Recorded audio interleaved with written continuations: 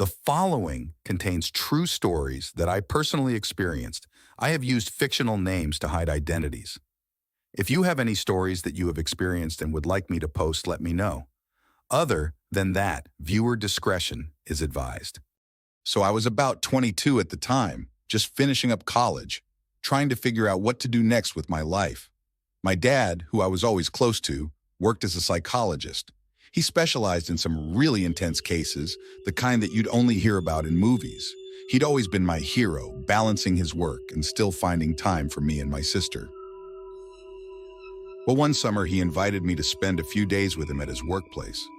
He thought it'd be a good experience for me to see what he does up close. I was a bit hesitant at first, but curiosity got the best of me. I mean, how often do you get a behind-the-scenes look at a psychiatric hospital, right? The hospital was an old, imposing building on the outskirts of our town. It had that typical institutional look, tall, gray, with small, barred windows. Not exactly inviting, but I was excited to see my dad in action. The first day there was pretty uneventful. My dad showed me around, introduced me to some of his colleagues, and gave me a tour of the facility. Most of the patients I saw were just like regular people, dealing with their own battles. It wasn't until the second day that things started getting weird. My dad was called in for an emergency consultation, so he left me in his office with some old case files to read through. I was deep into one of the stories when the door creaked open. I looked up and saw a man standing there, staring at me. He was in his mid-30s, with unkempt hair and a wicked look in his eyes. He didn't say anything, just stood there watching me. I called out to him, asking if he needed something, but he didn't respond. After a few awkward moments, he turned and walked away. I tried to shake it off, but something about his gaze gave me the creeps. Later that day, I ran into the same guy in the hallway. This time, he spoke.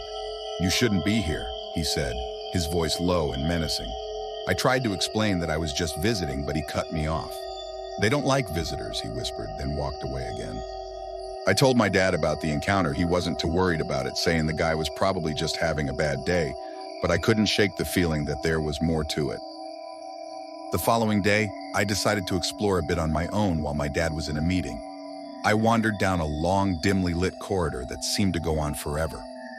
The further I went, the more I felt like I was being watched. Eventually, I came across a door marked "Authorized Personnel Only." I struggled with the doorknob, so I hit it a few times with my body, and it finally opened. So I decided to take a peek inside. The room was filled with old, dusty medical equipment and stacks of files. It looked like it hadn't been used in years. As I was about to leave, I noticed a small brown door at the back of the room, covered behind a bunch of old boxes. Looked like it was used for storage. It was slightly ajar, and I could see a faint light coming from inside. I pushed the door open and found myself in a narrow passageway. So I crawled through.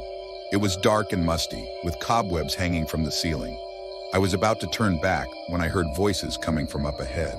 I followed the sound and soon found myself looking through a small vent, leading to an observation room overlooking a padded cell. Inside the cell was the man I'd seen earlier.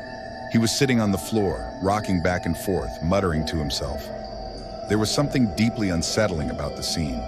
I felt like I was intruding on something I shouldn't be witnessing. As I watched, the man suddenly looked up and stared directly at me. It was as if he knew I was there, even though I was hidden behind a metal vent. His eyes were filled with a mix of fear and anger. He started screaming, banging on the walls and shouting something I couldn't understand. I stumbled back, terrified, and ran out of the room. I didn't stop running until I found my dad. I told him what I'd seen, and he immediately took me back to his office. He seemed concerned, which only made me more scared. That night, I couldn't sleep. I kept hearing the man's screams in my head. I decided I needed answers, so I snuck back to the observation room the next day. This time, I brought a knife. When I got to the room, it was empty. The cell was empty too. I felt a strange sense of relief until I noticed something on the floor. It was a piece of paper, crumpled and stained. I picked it up and saw that it was a letter addressed to my dad. It was from the man in the cell. In the letter, he detailed how he'd been a patient at the hospital for years, claiming he was being held against his will. He wrote about the horrible things he'd witnessed and how he felt like he was losing his mind. But the most shocking part was the ending. He mentioned that he knew my dad was keeping him there for a reason. He believed my dad was conducting some kind of experiment on him. I was in shock. I didn't want to believe it, but there it was in black and white. I confronted my dad with the letter, demanding an explanation. He looked at me with a mixture of sadness and regret.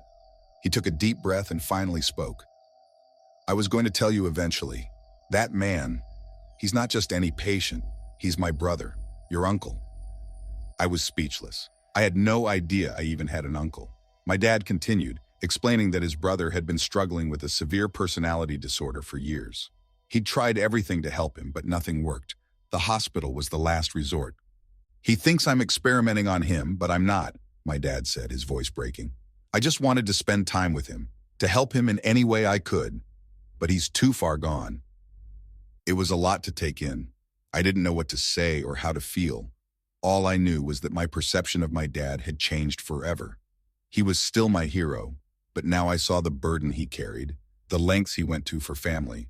That experience at the psychiatric hospital left me with more questions than answers. It opened my eyes to the complexities of mental illness and the sacrifices made by those who care for the afflicted.